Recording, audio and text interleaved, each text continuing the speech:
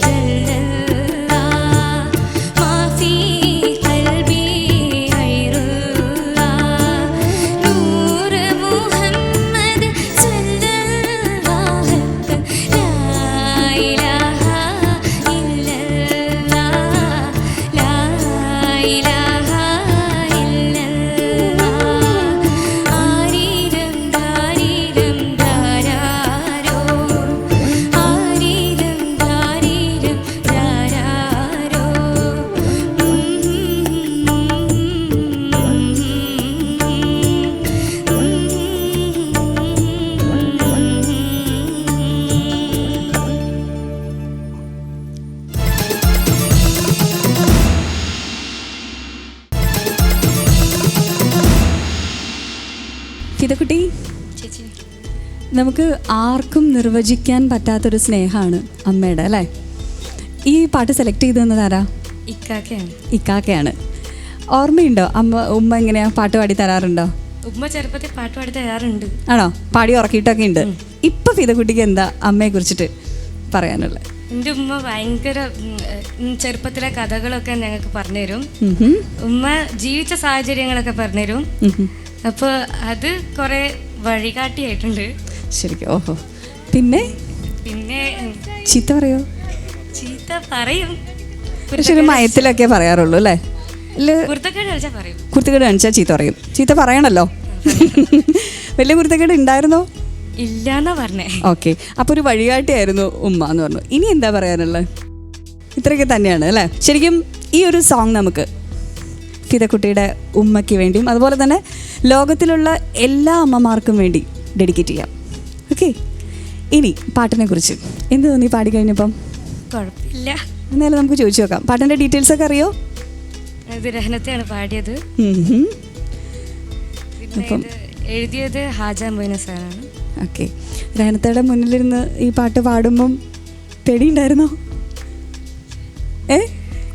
ഇല്ല, പേടിയൊന്നും ഉണ്ടായിരുന്നില്ല, അല്ലേ? ഓക്കെ. അപ്പോൾ നമുക്ക് ഫൈസൽ സാറിനോട് ചോദിച്ചു നോക്കാം. ഫൈസൽ സാർ,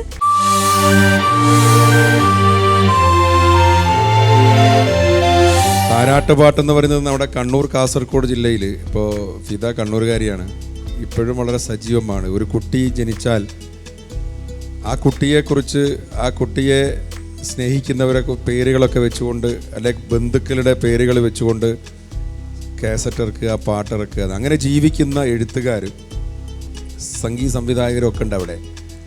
ഞാനവിടെ ഈ പയ്യന്നൂരിൽ അസീസ് തായനേരിയുടെ സ്റ്റുഡിയോയിൽ ചെന്നപ്പോൾ കണ്ടിട്ടുണ്ട്. പരീക്ഷയ്ക്ക് എഴുതുന്ന പോലെ ആളുകളിങ്ങനെ പാട്ട് എഴുതുന്നു. അവിടെ 4-5 ആൾ പാട്ട് എഴുതുന്നു. അന്വേഷിച്ച് നോക്കുമ്പോൾ താരാട്ട് പാട്ട് എഴുതുകയാണ് അവർ. ഓരോ ദിവസവും അങ്ങനെ ഒരുപാട് താരാട്ട് പാട്ട് അവിടെ ഉണ്ടായിക്കൊണ്ടിരിക്കുകയാണ്. കാസറ്റുകൾ, CD-കളൊക്കെ. ആ പാട്ട് ഫാക്ടറി എന്നാണ് പറയുന്നത് അവിടെ. ഒരിക്കലും ഒരു മാഗസിനിൽ അങ്ങനെ വന്നിരുന്നു. കണ്ണൂർ കാസർഗോഡ് ജില്ലകളിൽ അത് വളരെ സജീവമാണ്. ഒരു കുട്ടി ഉണ്ടായാലും അതിലേതെങ്കിലും പിന്നെ ഒരാളുടെ പേര്, പ്രധാനപ്പെട്ട ഒരാളുടെ പേര് വിട്ടുപോയാലും സാമ്പത്തിക സൗകര്യമുള്ളത് ആ CD മാറ്റി ചെയ്യും. ബന്ധുക്കളുടെ പേരുകൾ, പാപ്പയുടെ ജ്യേഷ്ഠാനിയന്മാർ, ഉമ്മയുടെ ബന്ധുക്കൾ, എല്ലാവരുടെ പേരും പറഞ്ഞുകൊണ്ട് പാട്ടും. എന്നിട്ട് അങ്ങനെ ഒരു ഫംഗ്ഷൻ ഉണ്ടാക്കും ഈ കുട്ടിയുടെ ഒരു കുട്ടി ജനിച്ചാൽ. അപ്പോൾ താരാട്ട് അതിന് മുമ്പേ ഉണ്ട്, താരാട്ട് പാട്ട്. ഇവിടെ ഈ അടുത്ത കാലത്ത് ഇറങ്ങിയ, അല്ലെങ്കിൽ നമ്മുടെയൊക്കെ കാലത്ത് ഇറങ്ങിയ ഒരു താരാട്ട് പാട്ടാണ് ഫിദ പാടിയത്. ഫിദ പാടിയതിലൊരു എനിക്ക് തോന്നിയൊരു കാര്യം, പാട്ടിൻ്റെ കാര്യങ്ങൾ വിശദമായിട്ട് ഇവർ പറയും. നമ്മൾ ഉച്ചരിക്കുന്ന അറബി വാക്കുകളിൽ ചില വിഷയമുണ്ട്. മാഫി കൽബി എന്ന് പറഞ്ഞാൽ മതി, പാടണ്ട. മാഫി കൽബി എന്താ പറഞ്ഞേ? പാടിയപ്പോൾ ഐറുല്ല എന്ന് 1-2 തവണ വന്നിട്ടുണ്ട്. ശരിക്ക് അല്ല, അത് അല്ല, വൈറുല്ല എന്നാണ്. അത് വേറൊരു വാക്ക് തന്നെയാണ്. അപ്പോൾ അതൊക്കെ ശ്രദ്ധിക്കണം ആളുകൾ. അറബി അറിയുന്ന ആളുകളൊക്കെ ഗൾഫിലൊക്കെ ഒരുപാട് ആളിത് കാണുന്നുണ്ടേ. അപ്പോൾ ആളുകളെ ശ്രദ്ധിക്കും കേട്ടോ. അത് ഒഴികെന്നാണ്.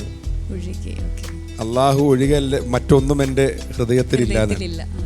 ദൈവത്തിൻ്റെ ഭക്തി, ദൈവമാണ് എൻ്റെ ഹൃദയത്തിൽ, മറ്റൊന്നുമില്ല, ഒഴികെന്നാണ്.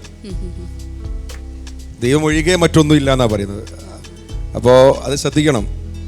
വേറെ വാക്കുകൾ വരും അറബിയിൽ, ചെറിയ കാര്യങ്ങൾ മതി അർത്ഥം മാറാൻ. അപ്പോൾ ലാ ഇലാഹ ഇല്ലല്ലാ എന്ന് പറയുന്ന ചെറിയപ്പോൾ ലാ ഇലാഹ ഇല്ലല്ലാ എന്ന് തന്നെ പറയണം. ലാ ഇലാഹ എന്ന് പറയുമ്പോൾ അതിനൊരു വ്യക്തതയില്ല അക്ഷരങ്ങൾക്ക്. അതൊക്കെ ആളുകൾ ശ്രദ്ധിക്കും കേട്ടോ. അതിനി ശ്രദ്ധിച്ചാൽ മതി. അത്തരം കാര്യങ്ങൾ പ്രത്യേകിച്ച് അറബി വാക്കുകൾ ഉച്ചരിക്കുമ്പോൾ ശ്രദ്ധിക്കുക. ഏതായാലും നല്ലൊരു താരാട്ട് മൂടൊക്കെയുള്ള പാട്ടാണത്. Thank you Faisal sir. Renu ചേച്ചി. ഫിദ, ഈ അടുത്ത കാലത്തല്ല മോളെ ഞാൻ ഈ പാട്ട് പാടിയത്. കാരണം ഇത് കുറച്ച് മുമ്പ് കാസറ്റുകളിൽ, അപ്പോൾ ആ സമയത്തൊക്കെ ഒരു കാസറ്റിൽ ഒരു ഒപ്പന പാട്ട്, ഒരു താരാട്ട് പാട്ട്, ഒരു ഡിവോഷണൽ, അങ്ങനെ ഒത്തിരി ഫീമെയിൽസിന് അങ്ങനെ പാട്ടുകളുണ്ടായിരുന്നു. ആ സമയത്ത് താരാട്ടന് അത്രയൊരു ഇമ്പോർട്ടൻസ് കൊടുത്തിരുന്ന ആ സമയത്തൊക്കെ പാടിയ പാട്ടാണിത്. എനിക്കൊരു അതായത് ആ സമയത്ത് ഒരുപാട് താരാട്ടുകൾ ഇങ്ങനെ പാടുമായിരുന്നു. അപ്പോൾ അതിൽ എനിക്കും ഇഷ്ടപ്പെട്ടൊരു സോങ്ങാണ് മോളിവിടെ സെലക്ട് ചെയ്തത്. പിന്നെ അതിൻ്റെ തുടക്കം മോളൊന്ന് തുടങ്ങി തന്നെ നമുക്കത് കറക്റ്റ് ചെയ്യാണ്ട് ഒരുപാട് കുറേ ചില സ്ഥലങ്ങളിലൊക്കെ അത് കറക്റ്റ് ചെയ്ത് പോകാനുണ്ട്. മോൾ ആ തുടക്കം ഒന്ന് വിരുത്തൊന്ന് പാടുമോ? ആരീരോ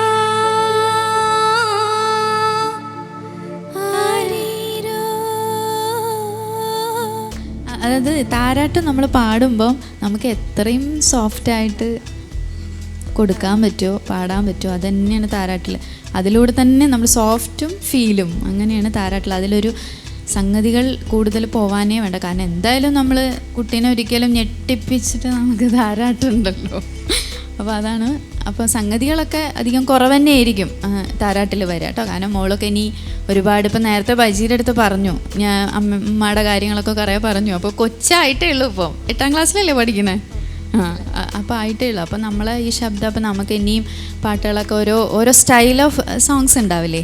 അപ്പോൾ അതൊക്കെ അതിലൊരു ശരിക്കും താരാട്ട് ഒത്തിരി മോൾക്കൊക്കെ പാടുമ്പോൾ ശ്രദ്ധിക്കേണ്ട കാര്യങ്ങളാണ് ഞാനിപ്പോൾ ഈ പറഞ്ഞു തന്നെ. ഇത്രയും നമ്മൾ സോഫ്റ്റായിട്ട് പ്രത്യേകിച്ച് ഇങ്ങനെ ആരീരമൊക്കെ കൊടുക്കുമ്പോൾ പിന്നെ ഈ ഹസ്ബി റബിയൊക്കെ പാടുമ്പോൾ അത്രയും നമ്മൾ സോഫ്റ്റായിട്ട് ആ ഒരു ഇതിൽ കൊടുത്താൽ ആ ഫീൽ അപ്പം നമുക്ക് തന്നാലേ വരും.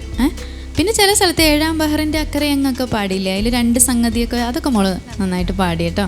പിന്നെ തിരിച്ചതേപോലെ അങ്ങോട്ട് കരയാ അങ്ങനെയൊക്കെ വരുന്നില്ലേ, അപ്പോഴൊക്കെ നമ്മൾ അങ്ങനെ ഒഴുകി പോവാന്ന് പറയും. ആ താരാട്ടിൽ അതൊരു ഒരുപാട് പ്രധാനപ്പെട്ട തന്നെയാണ്. ഒഴുക്കന് അതന്നെ ഫീൽ തന്നെ നന്നായിട്ട് അത് വേണം. അപ്പം അതൊക്കെ ശ്രദ്ധിക്കണമായിരുന്നു. പിന്നെ ചെറിയ സംഗതികളുടെ അതിൽ എനിക്ക് തോന്നുന്നു ലാസ്റ്റ് പല്ലവി മോളത് കറക്റ്റായിട്ട് വീണിട്ടുണ്ട് കേട്ടോ. അതിൻ്റെ ഇടയിലൊക്കെ ചെറിയ സ്ലിപ്പായിട്ടുണ്ട്. അപ്പം അങ്ങനെ ചെറിയ പ്രശ്നങ്ങളുണ്ട്. ഒന്നും കൂടിയൊക്കെ ഒന്ന് ഫീലും സോഫ്റ്റ് ആക്കാമായിരുന്നു. അപ്പോൾ ശ്രദ്ധിക്കുക അടാ. താങ്ക് യു രഹന ചേച്ചി. ഫിദക്കുട്ടി, അപ്പം ഒറിജിനൽ സോങ് പാടിയ രഹന ചേച്ചിയാണ് പറഞ്ഞത് അല്ലേ, കുറച്ച് സോഫ്റ്റ് ആക്കണം, പിന്നെ ചെറിയ പ്രശ്നങ്ങൾ. വേർഡ്സിൻ്റെയൊക്കെ കുറച്ച് പ്രോബ്ലംസ്. ഇനി ഷാൻസാറിൻ്റെ കമൻസും കൂടി കേൾക്കാം. ഓക്കെ ഷാൻസർ? മോള് തിങ്സും പ്ലാൻസൊക്കെ എറിഞ്ഞിട്ട് കുട്ടിനങ്ങ് ഓടിച്ച്